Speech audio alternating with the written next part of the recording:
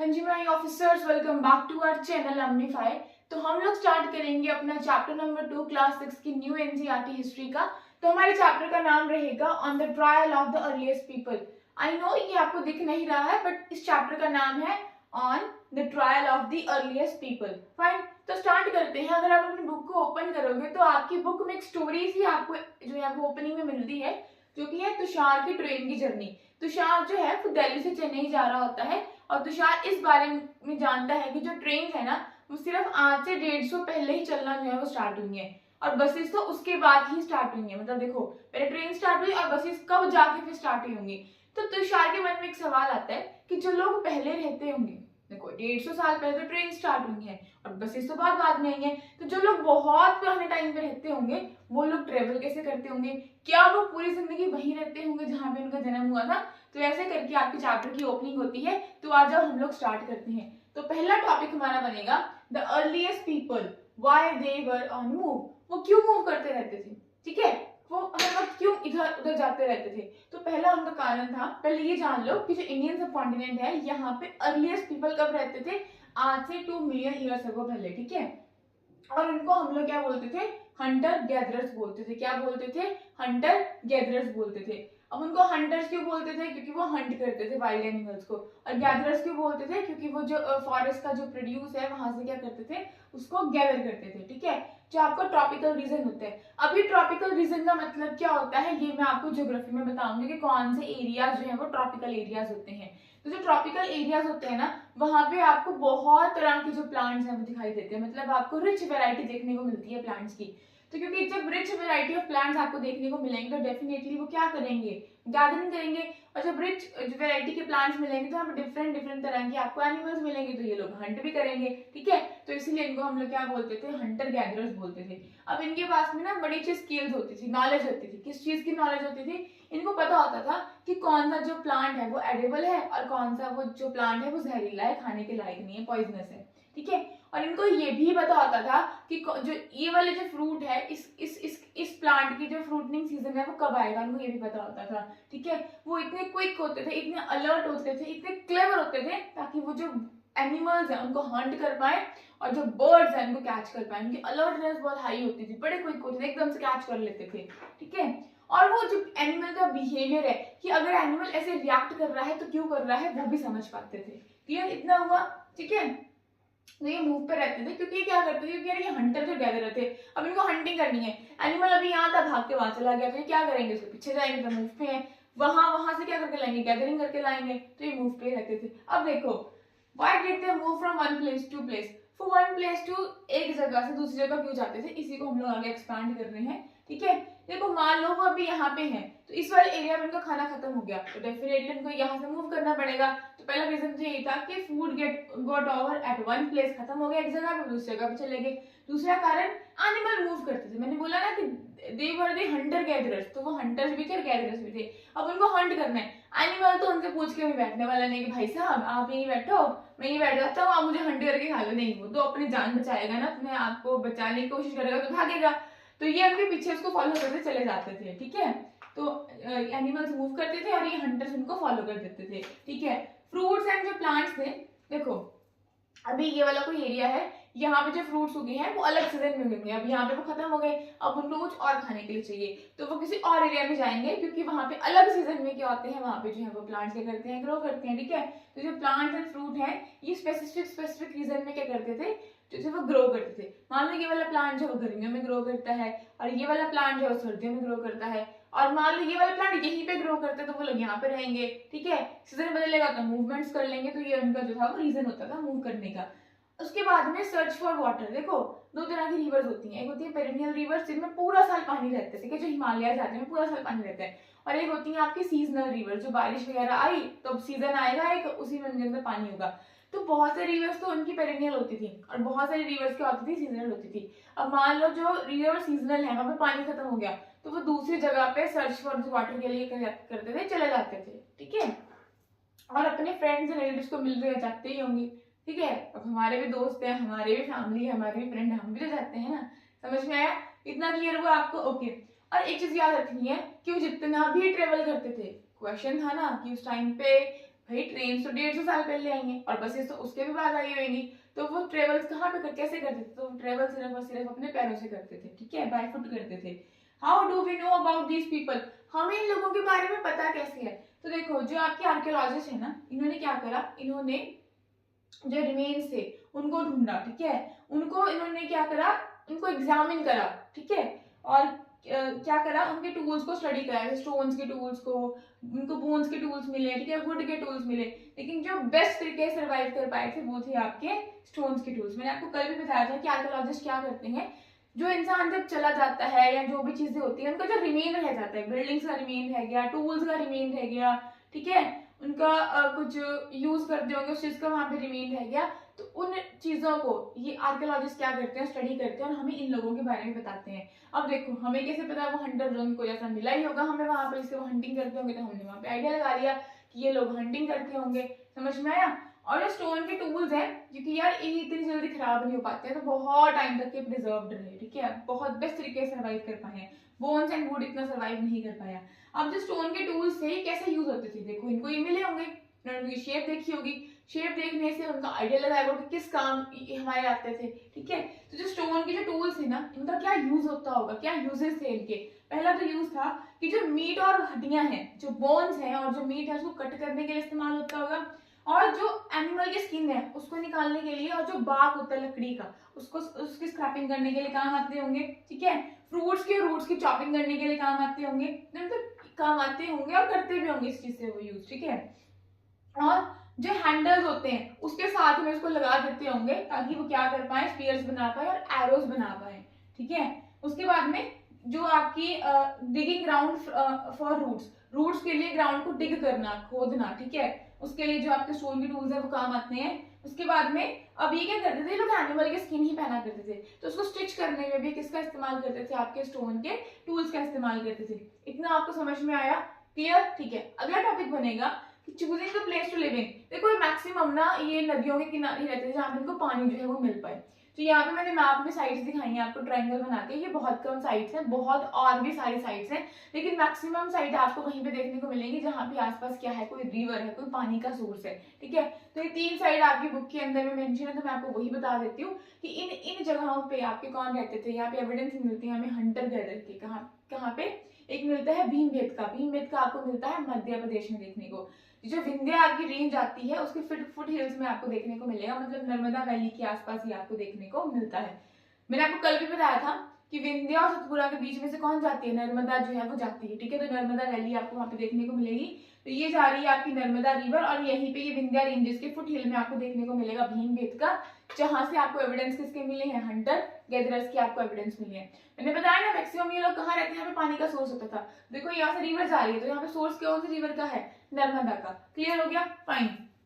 उसके बाद में ये देखो ये तप्ती रिवर जा रही है, ये आपको रिवर्स में सारे ज्योग्राफी में करवाऊंगी। उसके बाद एक और साइट हमारी बुक में मेंशन है हंसगी, अभी उसका नाम प्रोनाउंस नहीं करना आया, ठीक है जी। तो ये भी आपको देखने को मिलेगी रिवर कृष्णा के पास में, ठीक है। उसके बाद में करनूल केव्स, यहाँ से भी हंटर गैदरर्स की आपको एविडेंस देखने को मिले हैं। अब मान लो पेपर में क्वेश्चन आ गया, ऑप्शन में है भीमबेटका और करनूल केव्स, आपको बताइए दोनों ऑप्शन तो होंगे, तो कहीं ना कहीं आप अपने करेक्ट आंसर तक पहुंचने के चांसेस को ना इंक्रीज कर लेते हो।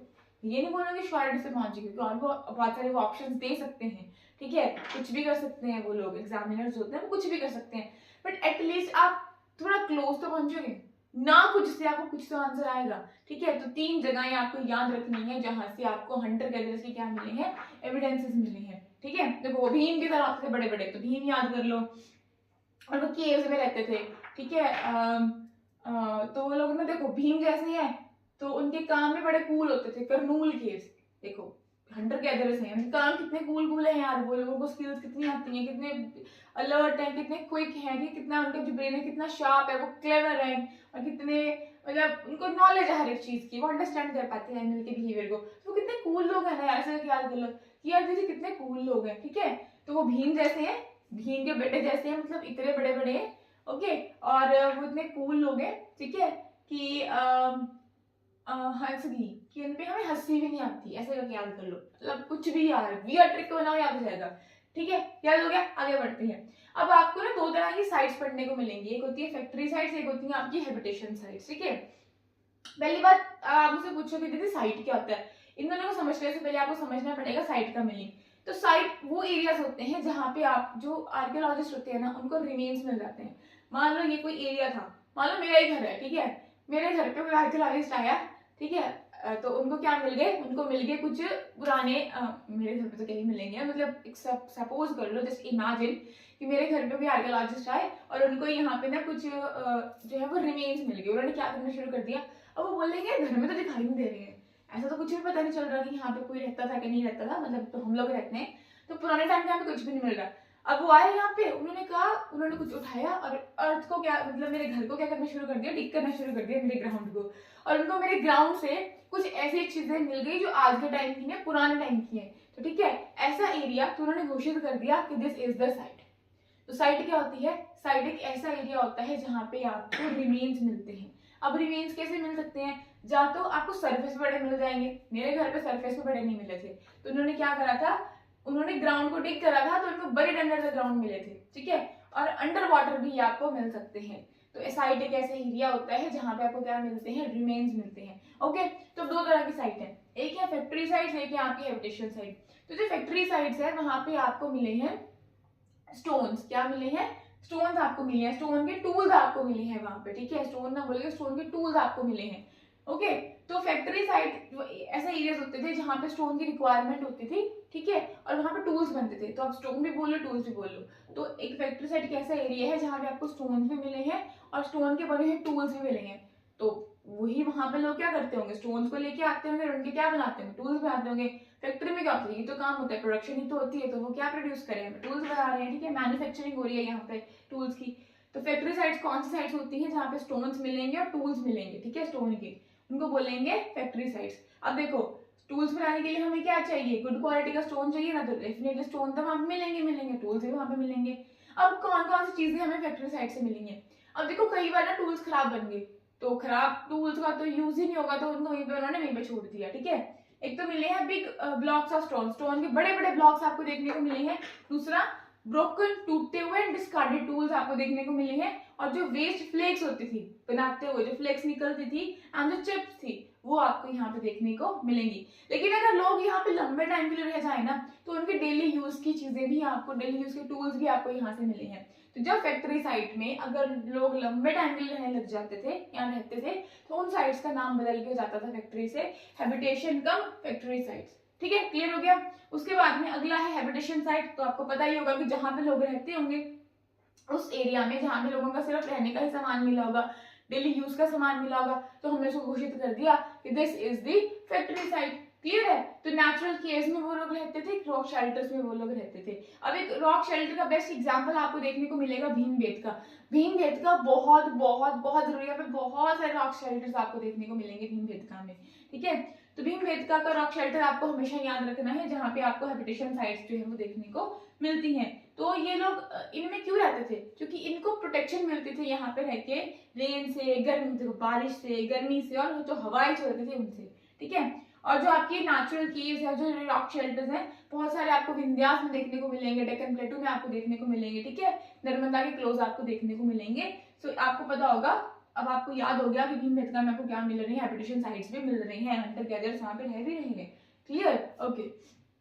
उसके बाद में अब देखो, दो तरह से ना आपके टूल्स को बनाया जाता था, ठीक है, दो तरह की आपके टूल्स बनाने की टेक्निक्स होती थी। एक टेक्निक थी कि स्टोन और स्टोन टेक्निक। आप क्या करते थे, आपने एक स्टोन लिया, आपने स्टोन को जो है वो शेप देनी है, तो ये आपका जो है वो क्या है, कोर स्टोन हो जाएगा, ठीक है। आपने इसको एक हाथ में पकड़ा, हेल्ड इन हैंड।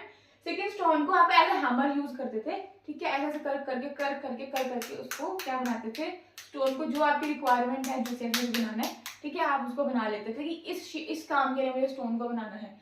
तो और जो फ्लेक्स होते थे उसके, वो स्ट्रक हो जाते थे, और जो टूल है, जो आपका स्टोन है, उसमें क्या आ जाती थी, शेप आ जाती थी, ठीक है। तो इस टेक्निक को बोलते थे स्टोन पे स्टोन रख के टेक्निक से क्या बनाना, टूल बनाना, stone on stone tool. Tool एक कोर स्टोन है, दूसरे को एज ए हैमर यूज करोगे, लगे हुए हो, ठीक है, बनाने, शेप देने, क्लियर, ओके।